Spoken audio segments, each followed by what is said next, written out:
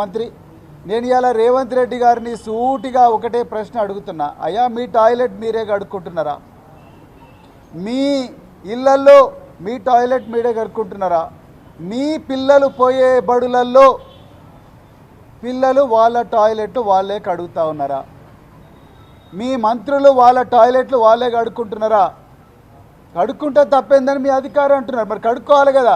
నేను మొన్న కూడా స్టేట్మెంట్ ఇచ్చిన రేవంత్ రెడ్డి గారు మీరు ఆదేశాలు ఇచ్చినందుకే ఈ అధికారి చాలా నిర్భయంగా ఎస్సీ వర్గాల మీద వివక్ష చూపుతూ ఉన్నది. ఎవరి టాయిలెట్లు కడుక్కోవడానికి వ్యతిరేకం కాదు రేవంత్ రెడ్డి గారు.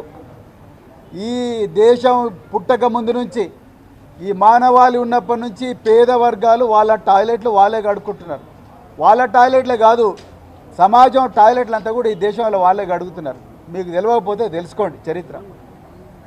ఇవాళ వాళ్ళు ఎన్ని రోజులు రా బాబు ఈ పని, ఎన్ని రోజులు రా ఈ పారిశుద్ధ కార్మికుల పని చేయాలి, ఎన్ని రోజులు ఈ బాంఛన బతుకు ఉండాలి, ఇప్పుడన్నా మాకు మరి విముక్తి రాదా అని చెప్పి ఆనాడు మరి గురుకులాలు పెడితే ఆ గురుకులాలను కేసీఆర్ గారు చరిత్రలో ఎన్నడూ లేని విధంగా 1000 గురుకులాలుగా మార్చి ఈ పేద వర్గాలు ఎర్ర బస్సు ఎక్కలేని కుటుంబాలు ఎయిర్ బస్ ఎక్కాలి, ఏరోప్లేన్ ఎక్కాలి, విదేశాలకు పోవాలి, ఇంగ్లీషు చదువుకోవాలి.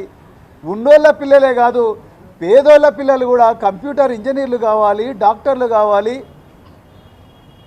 కలెక్టర్లు కావాలి, ఐపీఎస్లు కావాలి, ఐఏఎస్లు కావాలి, సినిమా యాక్టర్లు కావాలి అని చెప్పి వీళ్ళ కోసం ప్రత్యేకమైన పాఠశాలలు 1000 దాకా పెంచితే వీళ్ళందరికీ సన్నబియ్యంతో అన్నం పెడితే వీళ్ళందరినీ ప్రపంచ స్థాయిలో తీసుకపోతే ఇలా కన్నుగొట్టి వివక్షతోని ఒకవైపేమో మీరే అందరికన్నా పెద్ద మాదిగా నేనే అంటారు, అందరికన్నా పెద్ద మాల నేనే అంటారు, నాకన్నా పెద్ద మాదిగా ఎవరు లేరంటారు, దళితుల ఇళ్లల్లో పండుకున్నా అని చెప్పి యాక్షన్ చేస్తారు, నా ఎంబడి జెండాలు పట్టుకొని తిరిగిందంత దళితులే అంటారు.